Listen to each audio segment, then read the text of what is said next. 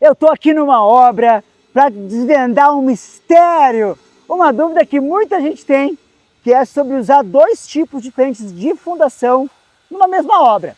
Pode ou não pode? Seja muito bem-vindo a mais um vídeo do canal do YouTube, aqui diretamente da obra. Estou aqui com a máquina de perfuração de estaca hélice contínua e nós vamos falar um pouco mais sobre a execução de dois tipos diferentes de fundação numa mesma obra. Aproveito para te falar que se você ainda não está inscrito aqui no canal do YouTube do Fundações e Complicações, aproveita e se inscreve agora mesmo. Ativa ali a sinetinha para você receber todos os nossos conteúdos que semanalmente são postados aqui no nosso canal do YouTube. Combinado? Vamos lá então para o nosso conteúdo. Bom, a primeira coisa que eu quero te dizer é que sim, é possível a gente executar dois tipos de fundação numa mesma obra. Ponto. Então, essa já é já vou quebrar um paradigma de muita gente, tá? É possível? Sim, é possível. Existem algumas situações que não é recomendado.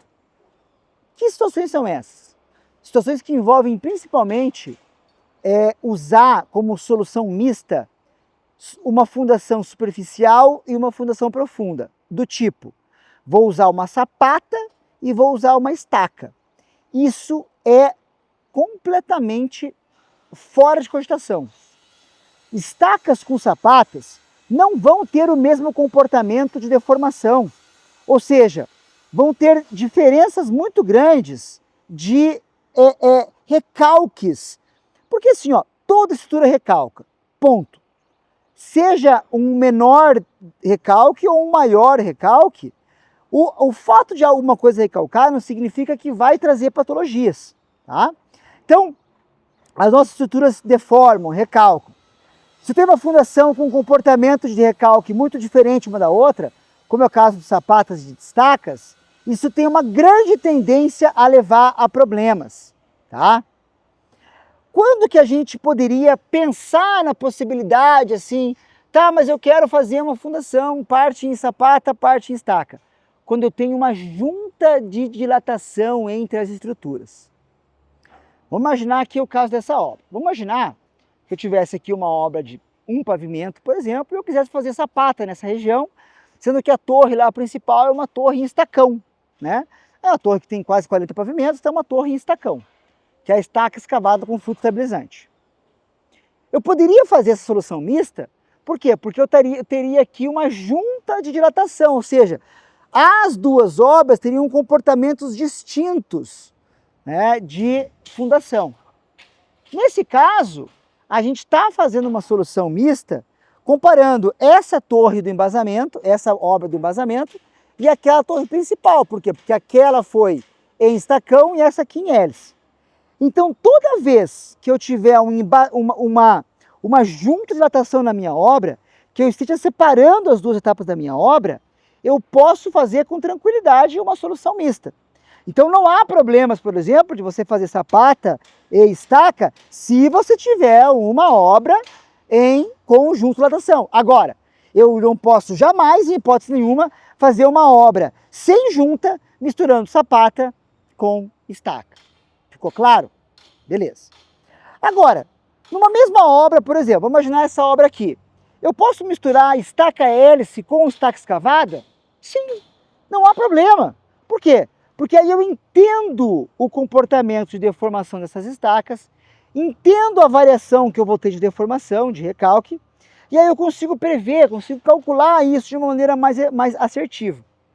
Então, dentro de uma mesma obra, nós já tivemos casos de misturar vários tipos de estacas, 2, 3 tipos de estacas, para várias funções. Ela tinha uma obra, por exemplo, que ela tinha carregamentos muito distintos, né? Então, ela tinha uma parte que ela era estacão, uma parte que ela era hélice, e umas cargas de apoio de baldrame que era escavada. Tá tudo bem.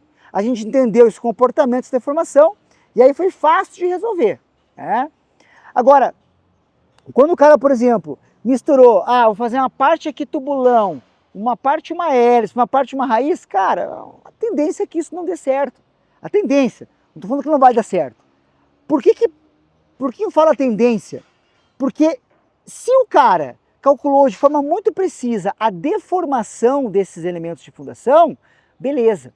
O problema é que o cálculo de recálculos de fundação é um cálculo muito empírico, não tão preciso. Deformação de fato de uma fundação você vai encontrar pelos ensaios.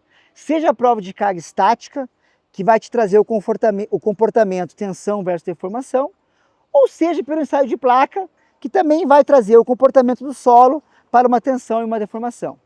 Então, os outros tipos de análise empíricas, ou semi-empíricas, são análises que conduzem a resultados, eu diria, se usar a palavra duvidosos vai soar estranho, né? Eu diria resultados que podem não ter uma convergência com a realidade, tá? Então a gente tem que ficar muito atento com relação a isso. O que eu falo para você assim, ó? Se você não tem tanta afinidade com os módulos de deformação de uma fundação, busque não ter soluções mistas, busque não ter. Exceto se você for comparar, por exemplo, cargas muito grandes, você vai usar uma estaca hélice, e cargas muito pequenas, estacas escavadas. Aí não tem problema, aí está tudo certo. Agora, numa obra que você tenha um número relativamente pequeno de elementos de fundação, né, de pilares, enfim, tente não misturar, né, tente optar por uma solução só. Inclusive, quando a gente está no processo de escolha de uma fundação, eu costumo adotar sempre o caso crítico. Eu vou entender qual é o elemento crítico daquela obra. E aí eu vou projetar a partir do elemento crítico aquela solução de fundação que vai atender de forma mais assertiva a minha obra. Claro que para dominar isso, você precisa se tornar aí uma pessoa que seja um verdadeiro especialista na área. É por isso que nós temos as nossas pós-graduações em fundações e contenções que trazem esse tipo de conhecimento para que você domine sempre todas as técnicas, todos os processos de fundações e como nessa obra aqui também, de contenções. Bacana? Espero que você tenha gostado de mais um conteúdo aqui do canal Fundações e Complicações. Se você ficou com alguma dúvida sobre o que eu disse aqui nesse vídeo, comenta aqui embaixo que eu vou ter o maior prazer em te responder. Bacana? Grande beijo, grande abraço, fique com Deus. Até a próxima.